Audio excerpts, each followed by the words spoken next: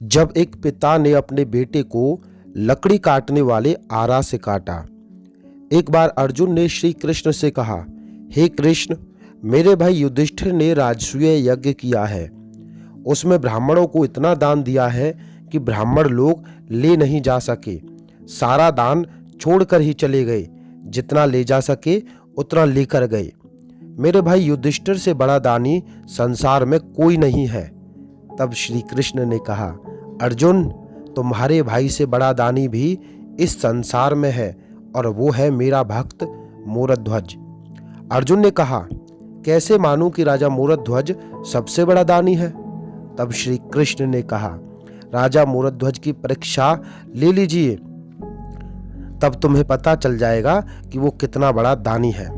तब श्री कृष्ण और अर्जुन ने ब्राह्मण का भेष बनाकर तथा साथ में एक बूढ़ा सेल लेकर राजा मूरध्वज के द्वार पर पहुंचे। मूरध्वज ब्राह्मणों का बड़ा सत्कार करते थे। जब तक ब्राह्मणों को दान न कर दें तब तक भोजन नहीं ग्रहण करते थे। मूरध्वज ने जैसे ही ब्राह्मणों को देखा तो बोला, आइए विप्रदेव, मैं क्या सेवा करूं आपकी?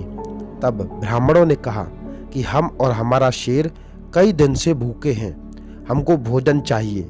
राजा ने कहा कि आपका शेर क्या भोजन खाएगा? तब ब्राह्मण बोले कि हमारा शेर बूढ़ा और कई दिन से भूखा है, इसको ताज़ा और नरम मांस चाहिए जो ये खा सके, और हमारे लिए भोजन की व्यवस्था करो। राजा बोला, ठीक है विप्रदेव, इसके लिए मैं बाहर से मांस की व्यवस्था करवाता हूँ। ब्राह्मण बोले, राजन, मांस के लिए किसी जीव को काट कर तुम जीवों की हत्या करके हमारे शेर को मांस खिलाओगे, फिर तो हम जीव हत्या वाले घर में खाना नहीं खा सकते। जब ऐसा ब्राह्मणों ने कहा और उठकर जाने लगे, तब राजा ने कहा, ठहरिए विप्रदेव, आपको और आपके शेर को मैं अपने दरवाजे से भूखा नहीं भेज सकता। मैं आपके शेर को मांस जरूर खिलाऊंगा। चलिए ठीक है, मैं स्वयं अपना मांस निकाल करके शेर को खिलाऊंगा। जब ऐसा राजा ने बोला तो ब्राह्मण बोले, राजन, हमारा शेर बुढ़ा है, आपका मांस कठोर है, ये उसे चबा नहीं पाएगा, इसके लिए नरम नरम मांस चाहिए। जब ऐसा ब्राह्मणों ने बोला तभी राजा का पुत्र जो 6 साल का था वहां आ गया। ब्राह्मण बोले, राजन, इस बच्चे का मांस हमारा शेर खा लेगा, इस बच्चे को काटकर हमारे शेर के सामने भोजन रूप में दो, तब हम आपके यहाँ खाना खाएंगे। जब ये बात राजा ने सुनी तो व्याकुल हो गया, अपने बेटों को कैसे काटकर शेर के सामने चढ़ा दूं। फिर सोचने लगा कि ब्राह्मण अगर नाराज होकर मेरे यहाँ से चले गए तो मेरा धर्म नहीं रहेगा जो मैंने इनको बोला है कि क्या सेवा करूं। धर्म को बचाना है तो बेटे की बलि देना ही ठीक है। तभी ब्राह्मण बोले, राजन, शेर को खाना खिला रहे हो या हम जाएं? राजा अंदर से रोने लगा तथा सोचकर ब्राह्मणों से बोला, विप्रदेव, मैं अपने पुत्र को शेर के दिए देने को तैयार हूं।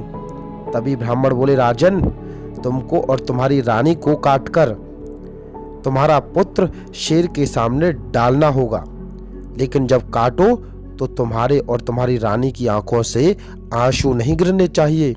अगर आंसू गिरा तो वो जीव हत्या ही मानी जाएगी और फिर हम उस जगह भोजन नहीं कर सकते। आज राजा और रानी ये सोचने लगे कि कैसे पुत्र को काटकर शेर के सामने डालें। तभी उनका पुत्र बोला, पिताजी, आप मुझे शेर का भोजन बना दीजिए, मैं अपना धर्म बचाइए और ब्राह्मणों को भूखे घर से नहीं जाने दीजिए। तब राजा और रानी ने लकड़ी काटने वाला आरा लेकर एक तरफ रानी और एक तरफ राजा बच्चे को काटने लगी। राजा रानी दोनों अंदर से रो रहे थे, लेकिन आंसू रोक कर रखे थे। राजा रानी ने आरा चलाया, आरा चलता गया और पुत्र के 2 टुकड़े हो गए। जैसे ही 2 टुकड़े हुए, शेर के आगे खाने को डाल दिया। तभी ब्राह्मण बोले, राजन, तुमने अपने पुत्र को मार दिया, तुम हत्यारे हो, अब हम तुम्हारे यहाँ भोजन नहीं कर सकते। जब ऐसा ब्राह्मणों ने बोला तो राजा ने सोचा पुत्र भी काट दिया और ब्राह्मण भी भोजन नहीं कर रहे। तभी राजा रानी दोनों मूर्छित होकर जमीन पर गिर पड़े। कुछ देर बाद जब उनको होश आया तो देखा कि सामने भगवान श्री कृष्ण और अर्जुन खड़े हैं। पीछे देखा तो कोई शेर नहीं है। राजा का बच्चा आवाज देते हुए आ रहा है, पिताजी पिताजी। तभी राजा समझ गया कि श्री कृष्ण मेरी परीक्षा लेने आए थे। तब श्री कृष्ण ने अर्जुन से कहा, अर्जुन देख लो, तुम्हारा भाई सबसे बड़ा धानी है या मेरा भक्त मूरध्वज। अर्जुन का सिर शर्म से नीचे हो गया। इसलिए कभी भी हमें किसी भी चीज का घमंड नहीं करना चाहिए।